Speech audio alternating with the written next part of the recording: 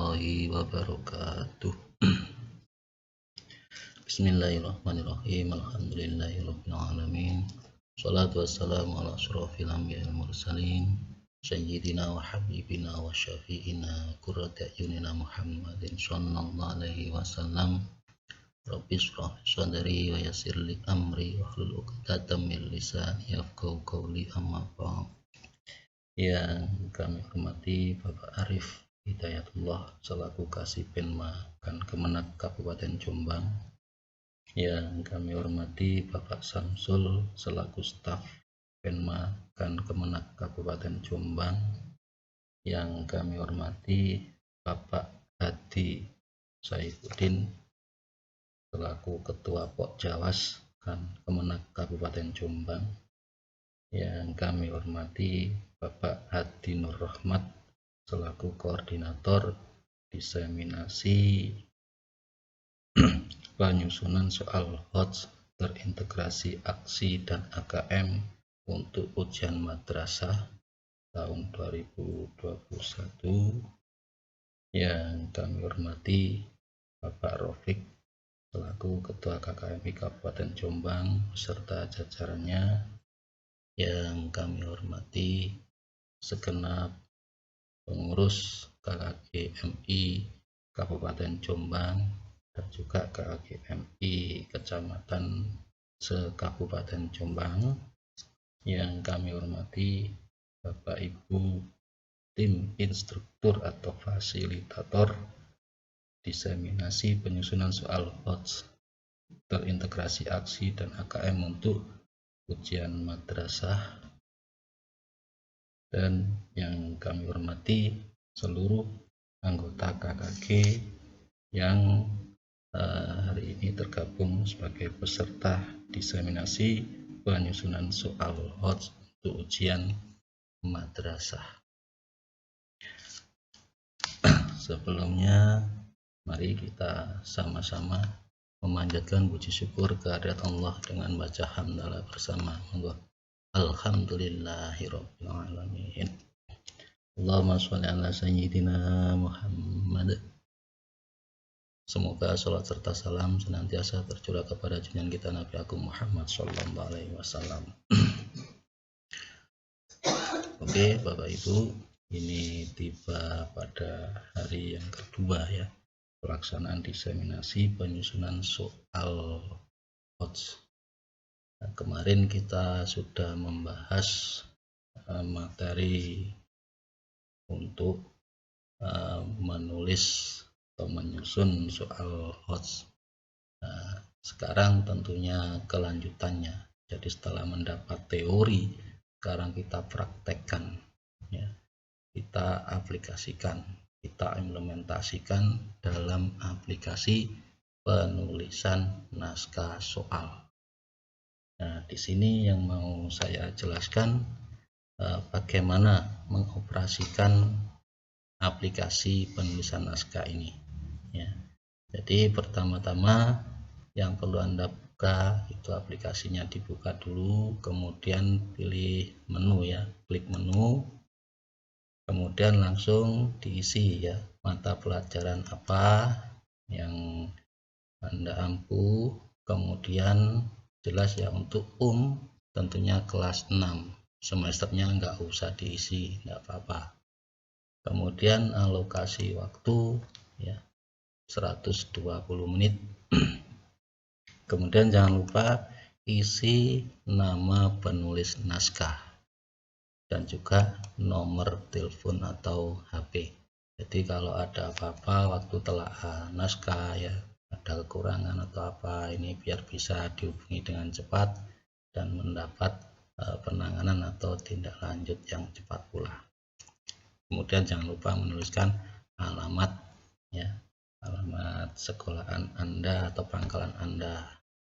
Selanjutnya setelah selesai mengisi menu, kita masuk pada input pilihan ganda. Nah, jadi ini yang kita isi ya. Jadi untuk yang pertama yang harus kita tentukan ya, kita tentukan dulu sumbernya. Karena untuk itu soalnya itu bersumber dari kelas 4, 5, dan 6 dengan prosentase kelas 4 20%, kelas 5 30%, kemudian kelas 6 50%. Nah, kalau jumlah soalnya 60, tentunya nanti yang kelas 6 itu ada 30 soal, kelas 5 ada 18 soal, kelas 4 ada 12 soal. Nah, dari masing-masing itu dibagi lagi ya, biar sebarannya merata. Maka kelas 6 yang semester 1 itu 15 soal, kelas 6 semester 2 15 soal, kemudian kelas 5 semester 1 9 soal, kelas 5 semester 2 juga 9 soal.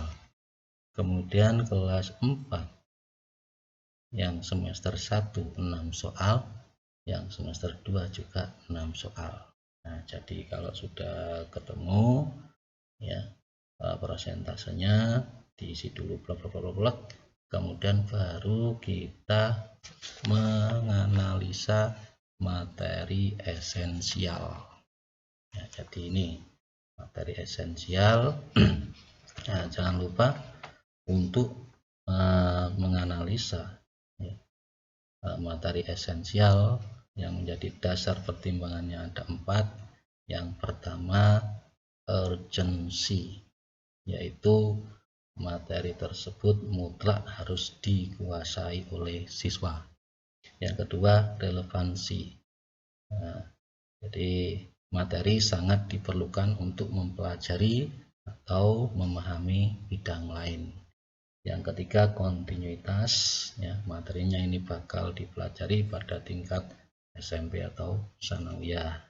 Yang keempat kontekstual, jadi materi yang dipilih ini mempunyai daya terap dan nilai guna yang tinggi. Jadi itu yang menjadi dasar pemilihan materi ya. Silakan ditentukan karena sumbernya sudah jelas dipresentasikan, kemudian pilih materi-materi esensi dari masing-masing semester itu ya pada kelas masing-masing 4, 5, dan 6 itu. Nah, setelah itu kita isi ya kompetensi dasar yang sesuai dengan materi. Nah, kita cari ya, umpamanya di sini materinya peta wilayah Indonesia. Nah, ini cocok masuk pada KD 3.1. Nah, ya, jadi kita tentukan dulu kompetensi dasarnya. Setelah ketemu semua, nah baru kita pilih indikator pencapaian kompetensi yang ada pada masing-masing KD. Nah, kalaupun umpamanya nggak ada, ya tentunya kita kembangkan sendiri. Tapi ingat, untuk memilih IPK kita harus ingat ya prosentasenya juga. Ya. Jadi untuk IPK lihatlah ya KKO-nya, karena di sini diprosentase lagi. Jadi KKO untuk yang level kognitif 1 itu 20%, level kognitif 2 50%, level kognitif 3 30%. Jadi tolong diingat sekali lagi, hati-hati menentukan IPK yang akan kita ujikan atau yang akan kita buat menjadi soal. Nah, setelah sumber ketemu, materi ketemu, KD ketemu pilihannya, IPK juga sudah ketemu pilihannya, tinggal kita kembangkan ya IPK tadi ke dalam indikator soal. Ini. Nah, untuk mengembangkan indikator soal, ya tolong diperhatikan kata kerja operasionalnya harus sesuai atau seimbang dengan IPK. Jadi kalau di sini KKO-nya menunjukkan level kognitif 1, maka indikator soalnya nanti KKO-nya juga pada level kognitif 1. Kalau di IPK ya indikatornya KKO pada indikator pencapaian kompetensinya itu L2 atau level 2, indikator di soal juga level 2. Kalau IPK ya, KKO di IPK level 3 yang meliputi menganalisa, mengevaluasi, dan mencipta, maka indikator pada soal juga pada level 3 yang meliputi menganalisis, mengevaluasi, dan mencipta. Nah, jadi tinggal ini kita isikan. Kalau sudah ketemu seimbang, kita isikan. Nah, jangan lupa untuk indikator soal biar bisa menjadi soal yang bagus atau HOTS itu perlu stimulus. Jadi gunakan stimulus yang cocok, yang menarik gitu.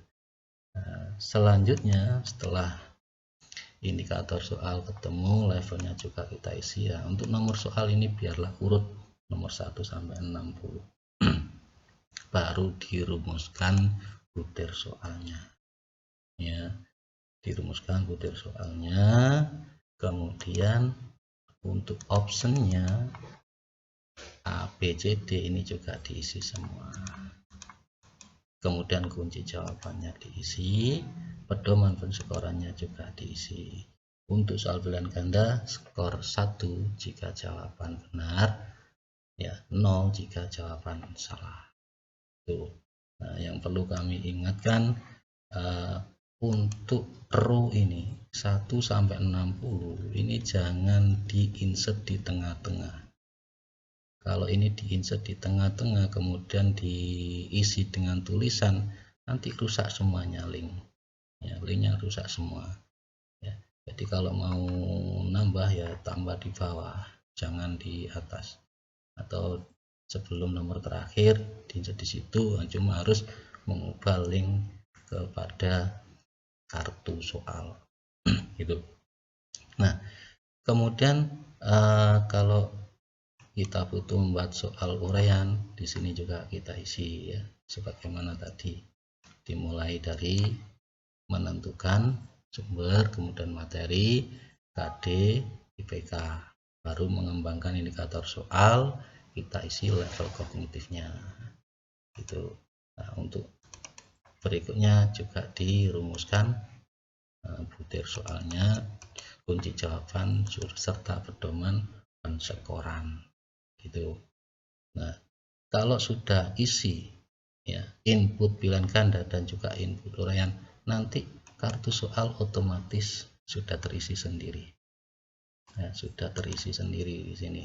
Jadi Anda tidak perlu pusing-pusing memikirkan form untuk membuat kartu soal. Di sini sudah muncul dengan sendirinya.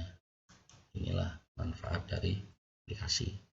Dan ini nanti kartu soal yang akan dipakai untuk menelaah. Karena di sini bisa diketahui ya kompetensi yang diujikan apa, materi apa, sumbernya dari mana ya, kelas berapa, semester berapa gitu.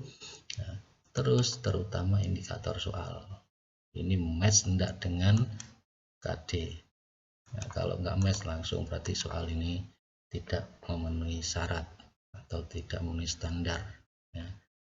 Kemudian dari indikator soal akan diketahui rumusan soalnya ini sudah titis apa belum. Nah, kalau belum ya berarti tidak memenuhi standar. Pokoknya di sini disajikan gambar, di sini kok nggak muncul Pak, nggak masalah ya. Yang penting nanti di soalnya harus diisi. Memang desainnya seperti itu. Umpamanya kalau mau lagi ya untuk stimulus berbentuk gambar biasanya nggak muncul di sini ya. Di sini kalau mau di PDF-kan saja Anda isi. Setelah di PDF dihapus lagi karena nanti menutup soal-soal berikutnya kalau gambarnya nggak dihapus. ya, seperti itu. Nah, ini untuk satu lembar ini muncul 2 kartu soal. Kemudian untuk nomor berikutnya tinggal klik, ya, kemudian di PDF atau di print, klik lagi PDF, di print gitu ya, klik lagi di PDF atau di print, nah, kemudian digandengkan seperti itu.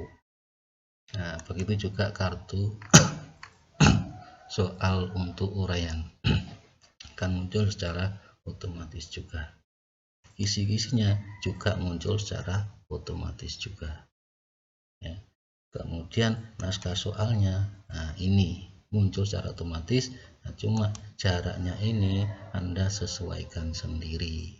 Apabila ada gambar ya tinggal tarik seret agak lebar, masukkan gambar ya. Kemudian yang lain, nah kayak ini ya. Oh ini nggak perlu ditarik lebar, bisa ditaruh di sebelahnya, enggak apa-apa, enggak masalah. Nah, cuma ini perlu saya ingatkan, gambar yang dimasukkan ke dalam aplikasi itu berbentuk JPEG, karena nanti dalam proses digitalisasi ya masuk ke dalam sistem baik itu Google Form atau CBT, gambarnya itu harus dalam bentuk JPEG. Nah, setelah semuanya dicek ya, soalnya dicek sudah titik, sudah pas. Nah, untuk ini ya kita buat pilihan ganda saja sebanyak 60 butir soal ya, dengan persentase sebagaimana saya jelaskan tadi. Nah, setelah semuanya dicek dan sudah pas, baru ya kita cek kunci jawaban juga sudah muncul itu. Nah, terakhir gambar-gambar yang ada di naskah ya, gambar-gambar yang ada di naskah ini dikumpulkan dalam sheet gambar ini yang terakhir, dimasukkan ke situ ya, gambarnya apa, dikasih keterangan nama gambarnya ya, gambar untuk soal nomor berapa, ini gambarnya lagi atau grafik ya. Kemudian di sini kasih keterangan untuk nomor berapa, ini contohnya ini untuk nomor 1, ini untuk nomor 4, gambar Candi Prambanan ini untuk nomor 6, gambar Borobudur untuk nomor 10 ya, Sultan Hasanuddin untuk nomor 28 ya, Jadwantoro untuk nomor 30, kemudian yang terakhir ini untuk nomor 60. Jadi itu ya yang perlu diperhatikan. Untuk selanjutnya ini silakan mengerjakan tugas sesuai dengan mapel yang diampu masing-masing. Untuk tim instruktur susulan ini nanti Anda menjadi bakal master ya, jadi harus komplit dan benar, maksudnya membuat master sebanyak 60 butir soal. Nah, nanti yang menelaah itu tim instruktur yang senior ya, yang sudah lulus dalam BIMTEK kemarin di Kanwil. Untuk yang menelaah hasil karya tim instruktur alumni BIMTEK Kanwil itu nanti pengurus KKG Kabupaten. Jadi semuanya nanti kumpulnya, final checkingnya itu pada pengurus KKG Kabupaten. Sekian, selamat berjuang. Ini nanti aplikasi dimanfaatkan ya. Mengapa kok dibuatkan aplikasi? Biar seragam ya, terstandar. Jadi dari aplikasi ini kita harapkan kita bisa menyusun soal standar. Jadi tidak asal-asalan, kemudian formnya juga tidak awur-awuran, tidak aut-autan. Jadi semuanya seragam, serasi dan sesuai dengan standar, sesuai dengan dasar hukum yang berlaku. Jadi itu yang perlu saya sampaikan. Terima kasih atas segala perhatian dan kerjasamanya. Mohon maaf atas segala kekurangan. Billahi taufiq wal hidayah wa ridha inayah. Wassalamualaikum warahmatullahi wabarakatuh.